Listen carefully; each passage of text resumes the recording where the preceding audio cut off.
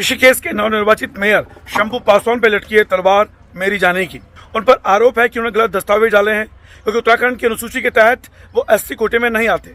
बावजूद इसके वो एससी कोटे में चुनाव लड़े हैं। हाई कोर्ट में दाखिल याचिका पर सुनवाई हुई और हाई कोर्ट ने डीएम को आदेश जारी कर दिए हैं वास्तव में एससी कैटेगरी में आते हैं या नहीं उत्तराखंड की।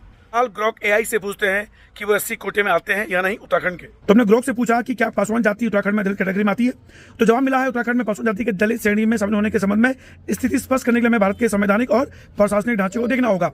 भारत में अनुसूचित जातियों की सूची राज्य विशिष्ट होती है। यह संविधान 1950 के तहत अधिसूचित की गई है।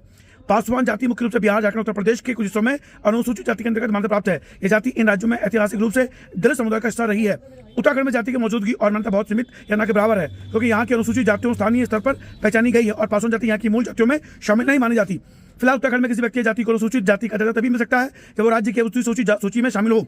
व्यक्ति उस राज्य का मूल निवासी हो। यदि कोई पासवान जाति का व्यक्ति बिहार से उत्तराखंड में प्रवास करता है तो उत्तराखंड में अनुसूचित जाति के लाभों का दावा तभी कर सकता है जब उसकी जाति यहाँ की सूची में शामिल हो, जो कि वर्तमान में नहीं है।